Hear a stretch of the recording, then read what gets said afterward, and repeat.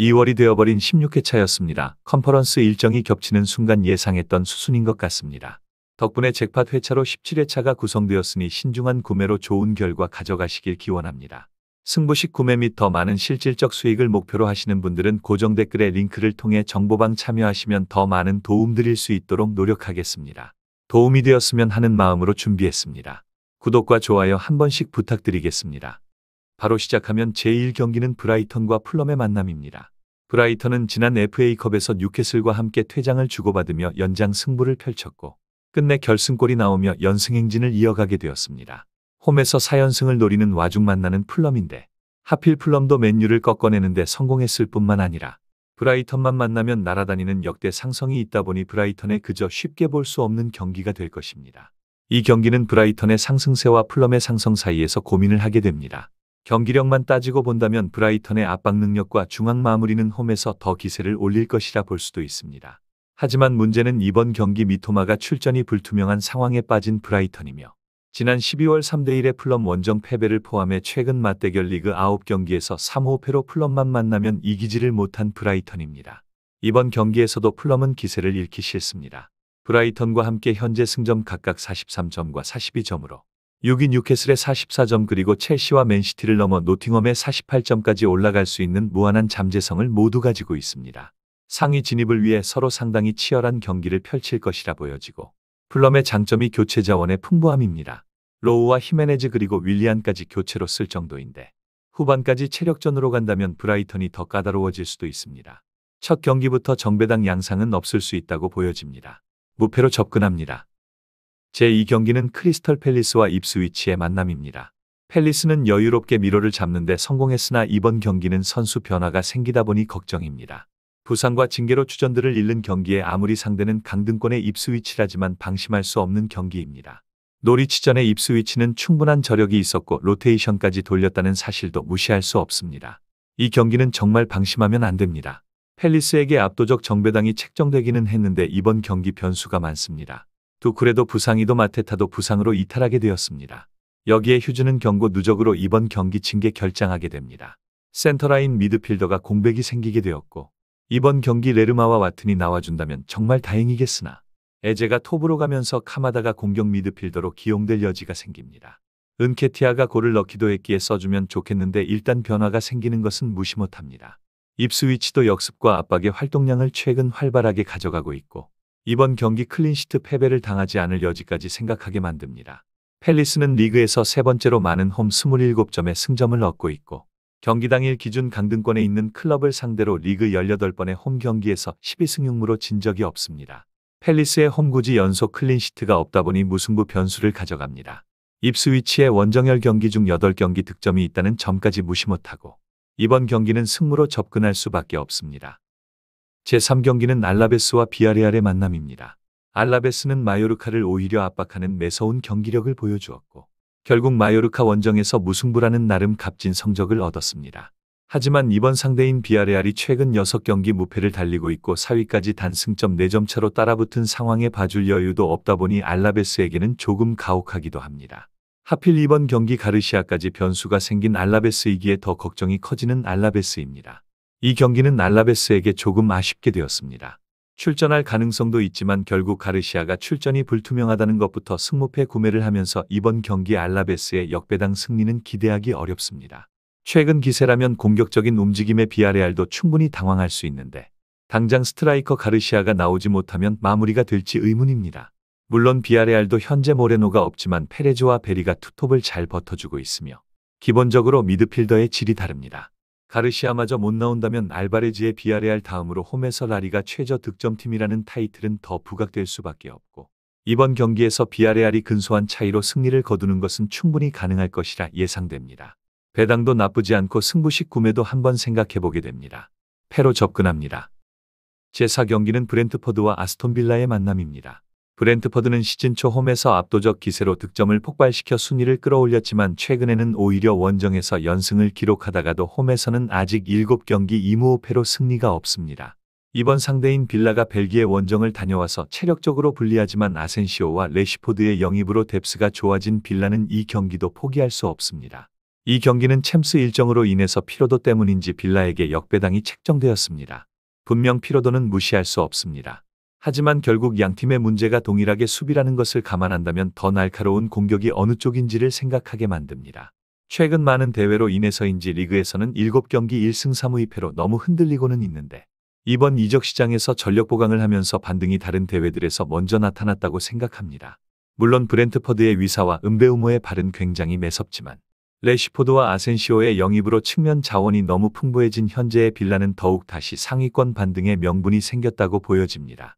무려 리그 28라운드 중 20번의 경기에서 양팀 득점이 나온 빌라의 경기 특성상 조용하지 않을 것 같은 매치이지만 이번 경기 빌라의 역배당은 구미가 당기는 것 같습니다. 패로 접근합니다. 제5경기는 발렌시아와 바야돌리드의 만남입니다.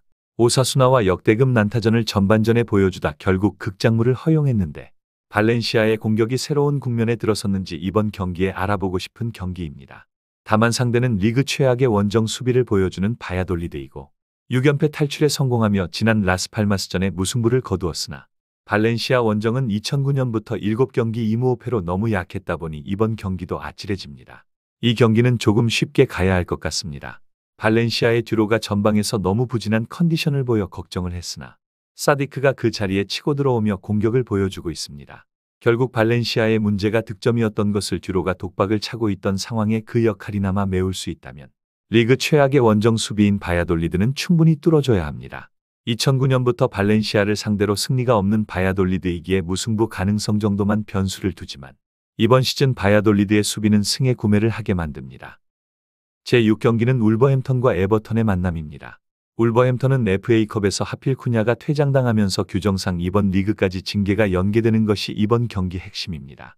에버턴은 모예스 감독 차제에서 7경기 리그 무패 기록을 이어가고 있는데 무엇보다 쿠냐가 없다는 사실만으로도 너무 큰 손실을 가지는 울버햄턴은 홈에서 경기를 하지만 쉽지 않을 것입니다. 이 경기는 조금 쉽다기보다는 단순하게 접근합니다. 울버햄턴이 최근 경기를 끌어오며 8골 중 5골을 쿠냐가 기록했습니다. 그런데 이런 쿠냐가 하필 지난 본머스와 컵대회 연장전 퇴장을 당하며 이번 리그 경기까지 징계가 이어지게 되었습니다. 그렇다면 오히려 최악의 수비인 울버햄턴의 뒷공간은 에버턴이 여러 제낄 수 있을 가능성이 높고 이번 경기 모예스 체제에서 공격이 살아난 에버턴이 승리를 노려볼 수 있는 경기입니다. 울버햄턴이 에버턴에게 최근 7경기 홈에서 에버턴을 만나 3승 3무 1패로 강세가 있다고 볼 수 있지만 이번 경기는 상황이 다르다고 느껴지기에 패로 접근해봅니다. 제7경기는 헤타페와 AT 마드리드의 만남입니다. 헤타페는 급 2연패를 기록하면서 하락세에 들어갔습니다. 레가네스 원정에서는 설마 질까라는 생각을 했는데 공격에 풀리기 시작한 헤타페의 축구가 이번 경기는 수비도 신경을 써야 하다 보니 쉽게 전지는 못할 것 같습니다. AT는 챔스도 중요하지만 리그 우승을 걸고 싸우는 중이다 보니 봐주는 경기는 없을 것입니다. 이 경기는 하필 헤타페가 챔스 일정을 치른 AT에게 체력전을 걸어볼 기회이기도 하지만 그 상대가 AT라는 점에서 3연패의 그림자가 짙어지는 경기입니다. 이는 헤타페가 지난 24번의 리그에서 AT와의 만남의 결과가 3무 20패로 한 번도 승리하지 못했던 극악의 상성이 있기 때문이며 AT는 현재 바르샤와 레알까지 겹쳐서 3파전으로 1위 경쟁을 하고 있다 보니 체력 관리라는 안일한 선택을 할 수도 없습니다. 리그에서 헤타페가 홈 무승부를 7번이나 수집하며 패배는 딱 3번뿐이었고 바르샤도 그 무승부 제물이 되기도 했지만 경기당 평균 0.65골이라는 리그 최저 전반 득점 기록은 더욱이 이번 경기도 이변을 기대하기 어렵게 만들고 AT의 우세를 예상할 수밖에 없게 만듭니다. 다만 바르샤도 당했듯이 리그에서 홈 무승부가 가장 많은 헤타페의 경기 특성상 무패로 보험을 칠 수밖에 없는 것 같습니다. 제8경기는 첼시와 레스터시티의 만남입니다. 첼시는 유로파 16강도 로테이션을 돌리면서 여유를 보였고 예선 때보다는 유망주 수를 줄여 나름 1군 전력을 썼어도 홈에서 핑계를 댈 생각은 없을 것입니다. 상대는 반니스텔루이 감독도 해결하지 못하는 최악의 수비를 보여주는 레스터이고 강등권을 허덕이는 와중 승점을 필요로 하겠지만 첼시 원정은 그리 만만해 보이지 않습니다. 이 경기는 깊게 생각할 수 없는 경기입니다. 첼시가 로테이션으로 체력 안배도 하고 원정을 다녀왔고 현재 순위 경쟁 동기부여를 생각하면 홈에서 레스터의 연패가 여기서 끊어진다고 보기는 어려워집니다. 첼시 원정이었다면 변수를 생각할 수도 있다는 여지라도 있겠지만 이번 경기는 조금 쉽게 접근해보게 됩니다. 지금의 레스터의 수비로는 첼시의 공세를 뚫어내는 것은 힘들 것 같습니다. 승으로 구매합니다. 제9경기는 토트넘과 본머스의 만남입니다. 토트넘은 알크마르 원정에서 정말 최악의 공격을 보여주며 결국 1대0 패배를 당했습니다. 이런 공격이면 이번 경기도 장담할 수 없으나 홈이라는 점은 또 다른 기대를 하게 만들고 개선된 수비가 그나마 희망입니다.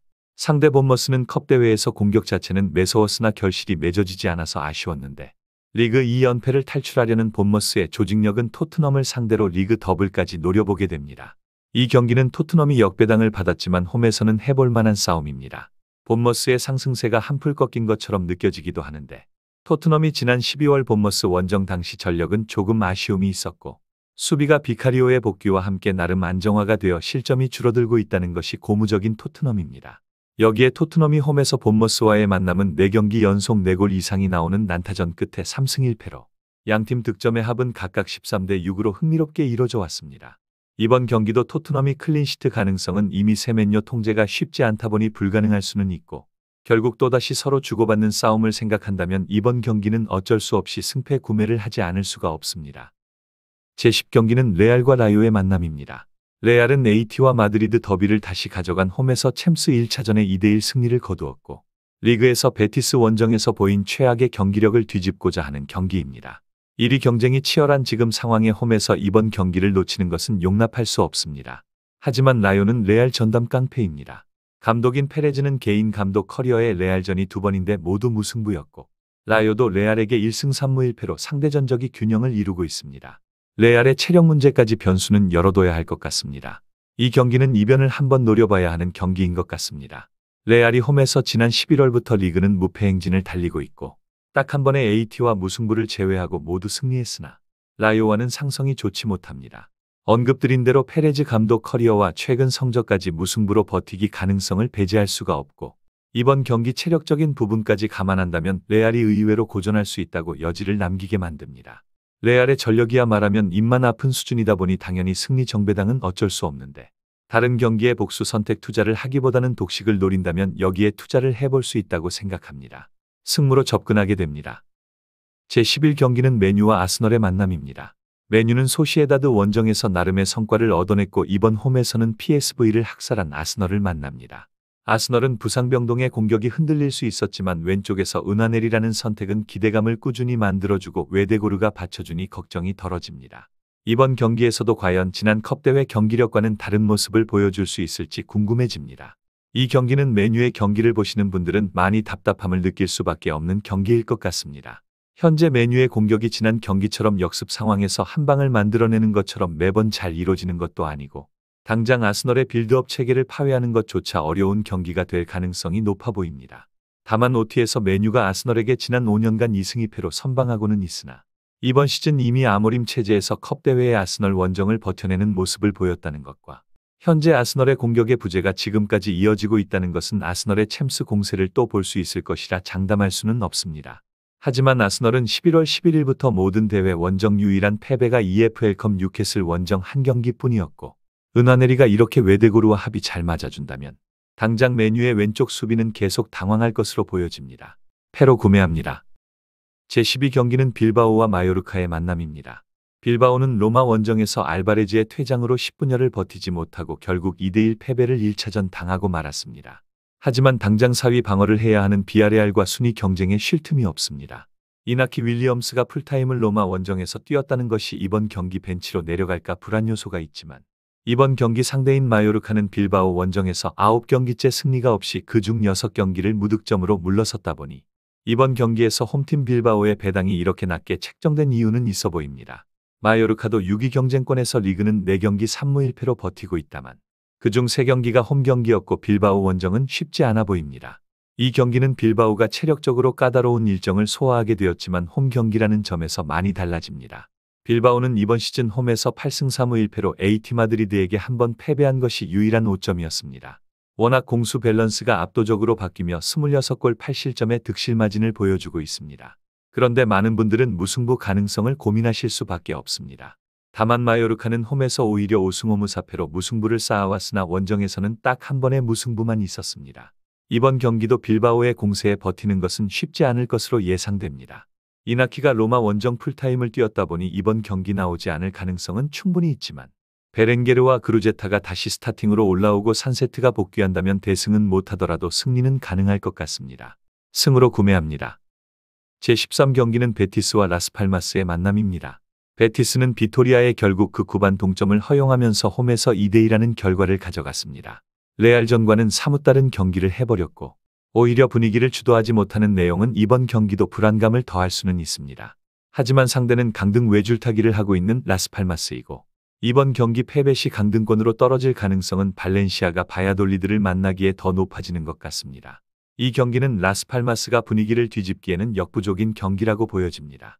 만일 홈 경기였다면 워낙 원정길이 힘들다 보니 상대보다 이점을 노린다는 포인트를 가져가게 되겠지만 이번 베티스 원정은 정말 어려워 보입니다. 단 한 가지 베티스가 컨퍼런스 경기에 이스코와 안토니 등 전력을 모두 써가면서 경기를 했다 보니 체력적인 부분에 부담이 있다는 것인데 최근 레알과 경기 등 홈에서 그 득점력과 압박을 본다면 이번 경기 이변을 생각하기 어렵게 만듭니다. 또한 베티스는 홈에서 지난 1990년 베티스가 2부 리그에 있을 때부터 친선전 제외 11경기를 홈에서 라스팔마스와 만났고 해당 성적은 10승 1무였습니다.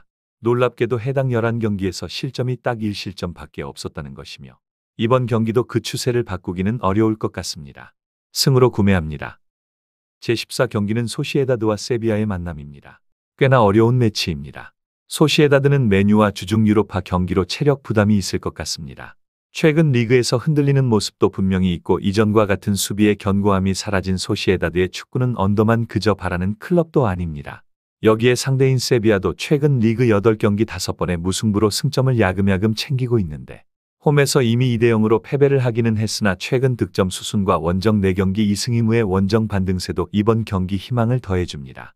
이 경기는 메뉴전의 소시에다드를 본 이상 1대0이냐 1대1이냐에서 선택을 하게 만듭니다.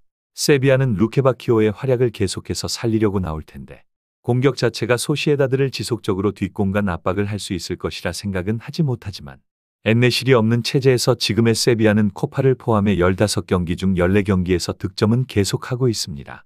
리그에서 소시에다드의 수비가 예전처럼 견고하다고 보기 어려워진 이번 시즌 행보는 이번 경기도 여지를 두게 되고 여전히 오야르자발과 쿠보 그리고 멘데즈 등 위력적인 자원이 많은 소시에다드이지만 체력전으로 간다면 선제골을 넣어도 후반 리드를 지키는 것은 어려워질 수 있다고 보여집니다. 최근 세비야와 홈에서도 리그에서 2승 3무 1패로 우세에는 있으나 당장 하나를 선택한다면 무승부가 될 것 같습니다. 이렇게 전경기 프리뷰를 통해 잡은 초안은 다음과 같습니다. 32,000원 구매지로 준비했습니다. 좋은 결과 가져가시길 기원합니다. 영상이 도움되셨다면 구독과 좋아요 한 번씩 부탁드리겠습니다. 감사합니다.